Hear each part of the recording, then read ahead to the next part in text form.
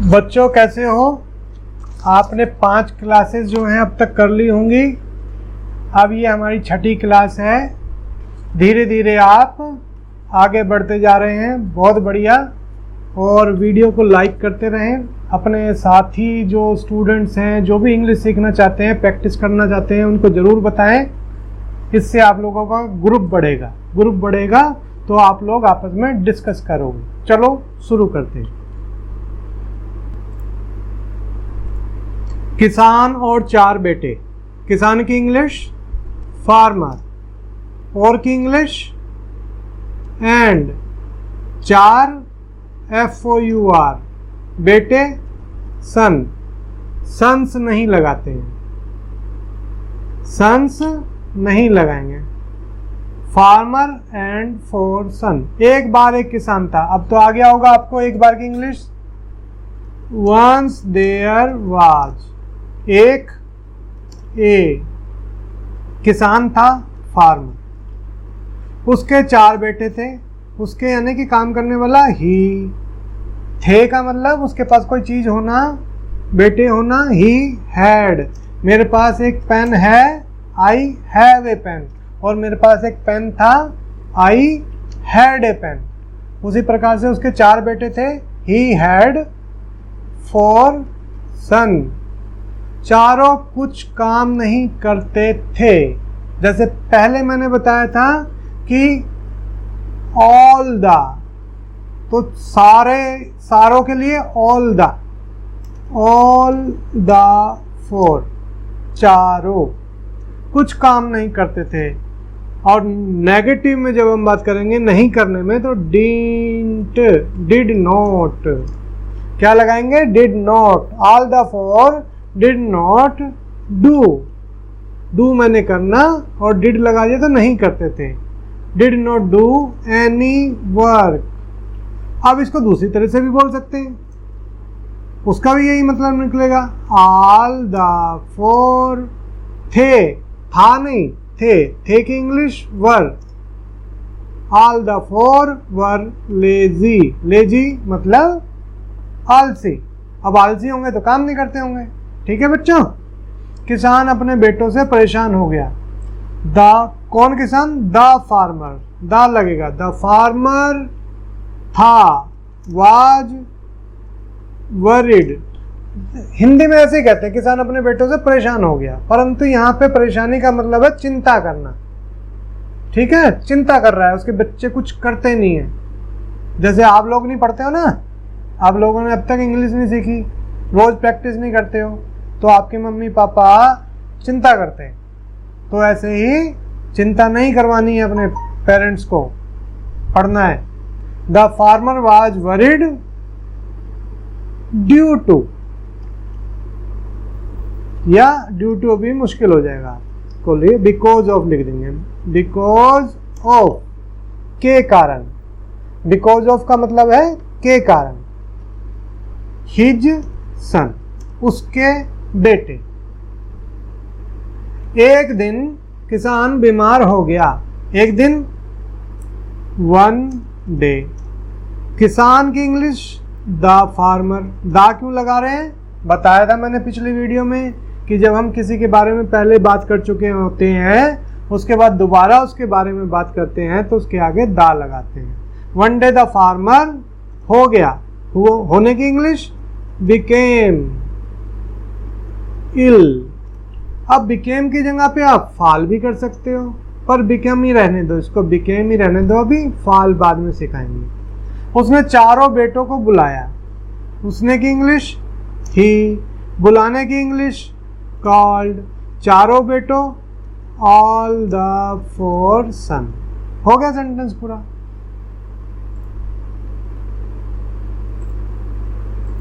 उसने बताया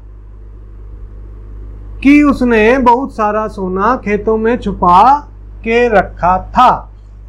हम वैसे बोलते हैं हिंदी में, उसने बताया कि उसने बहुत सारा सोना खेतों में छुपा रखा है, पर है नहीं आएगा बेटा। हिंदी में ही गलत बोलते हैं तो फिर वो ट्रांसलेशन होती है तो वो गलत हो जाता है। आप चाहे है बोले या था बोले, रहेगा पास्ट में सेंटेंस। तो उसने बताया कि इंग्लिश, ही टोल्ड। अब देखो, पहले तो बताने की इंग्लिश समझ लो आप कि बताने में क्या अंतर है। कहना, कहने की इंग्लिश होती है से। सिंपल कह रहे हो, कोई सुने या ना सुने, पर यहाँ पर कोई चीज़ बता रहे हैं, जैसे मैं आपको बता रहा हूँ, तो उसके लिए टेल, और टेल की सेकंड फॉर्म टोल्ड, बताया। ठीक है, तो यहाँ पर इसलिए टोल्ड लगा रहे हैं। क्या लगा रहे हैं? टोल्ड। तो अभी टोल्ड पे ध्यान देंगे, आगे बहुत सारे वर्ड आएंगे। ही टोल्ड, टोल्ड मैंने बताया। अब की इंग्लिश, अब थोड़े थोड़े सेंटेंस बड़े कर रहे हैं। ही टोल्ड दैट, अगर नहीं आता है डैट लगाना तो अभी छोड़ दो, कोई बात नहीं, अभी छठी क्लास है। ही टोल्ड, अब की को हटा देते हैं। उसने बहुत सारा धन, बहुत सारा सोना खेतों में छुपा के रखा था। ही, काम करने वाला ही, छुपाना हिड, हाइड, हिड, हिडन। बोलो मेरे साथ, हाइड, हिड, हिडन, छुपाना। और सेकंड फॉर्म हो जाएगी छुपाया।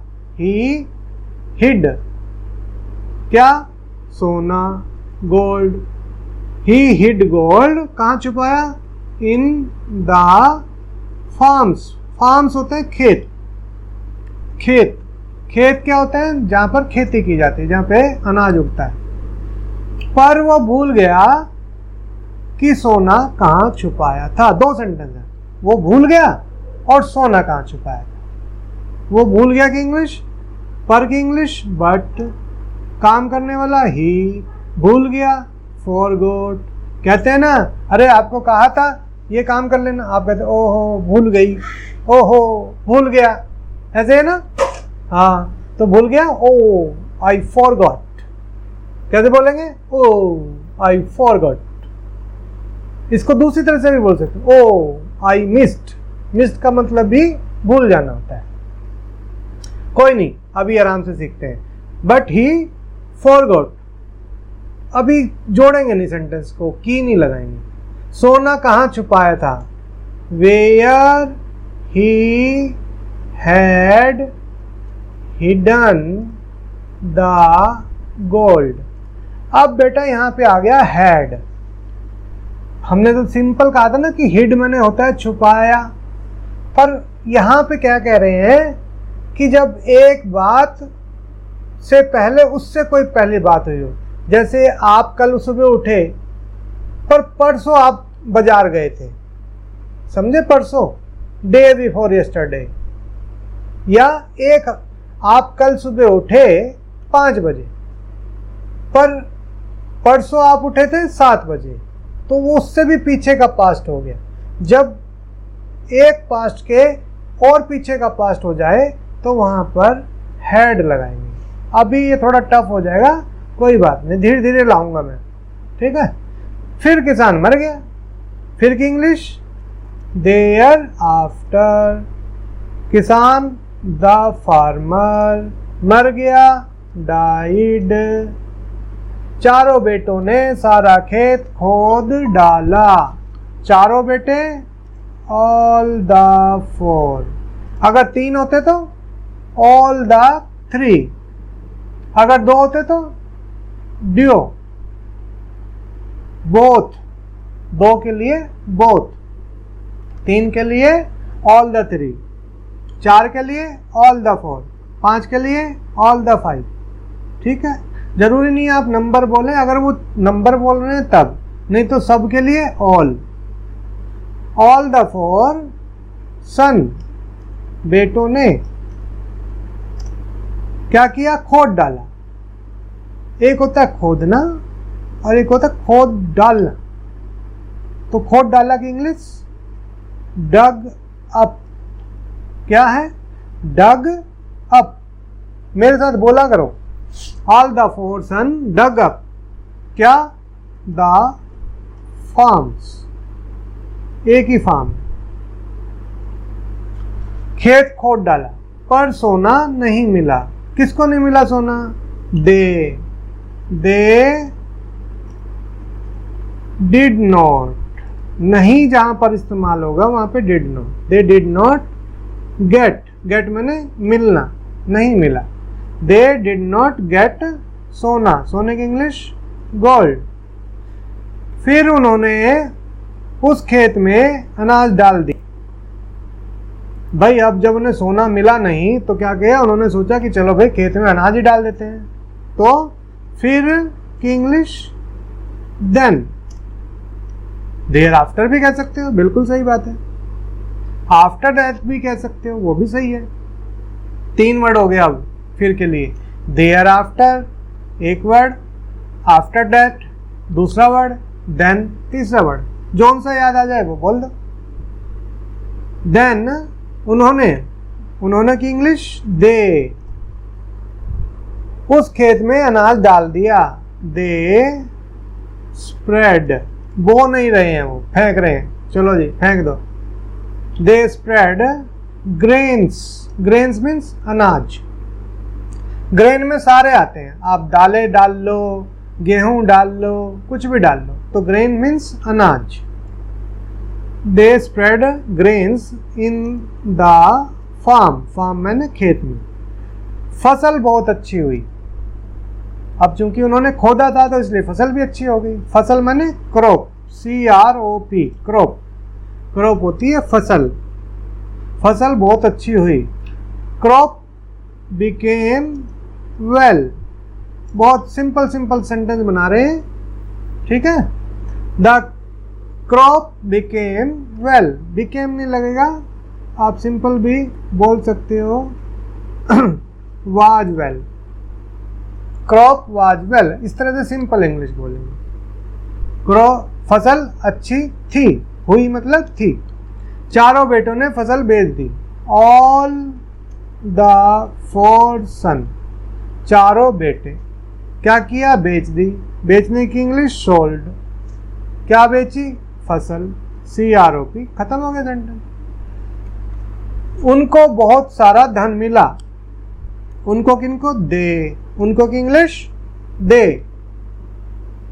बहुत सारा धन मिला, दे। मिलने की इंग्लिश गोट। बहुत सारा, अलॉट। दे गोट अलॉट मनी, मनी मैंने धन, ठीक है बेटा, अलॉट। अब उन्हें पता चला कि असली धन क्या है। अब ये सेंटेंस जो है पास्ट में नहीं है, अब तो उनको पता चल गया ना, अब पता चला, ठीक है। पर पता चल गया, ये भी गया पास्ट में। कैसे, है यहाँ पे लगा हुआ है, पर है से कोई लेना देना है नहीं, ठीक है। तो इसको भी कैसे है, now they came to know, काम करने वाला दे, कम टू नो मैंने पता लगना, और second form came to know. Now भी नहीं लगेगा इसमें, कोई बात नहीं, अभी हम वहां से उठा के लगा रहे हैं। They came to know the real money, की असली धन क्या है। Now they came to know the real money. अब इसको आप ये भी कह सकते हो, what is the real money, ठीक है। पर ये थोड़ा सा टफ हो जाएगा आप लोगों के लिए, ये इस तरह से हो जाएगा, ठीक है। खैर इस तरह से नहीं बोलना है, सिंपल बोलना है, now they came to know the real money, ठीक है। तो लाइक कीजिए और रोज शाम को 5 बजे मेरे साथ अंग्रेजी बोलना सीखिए। Thank you.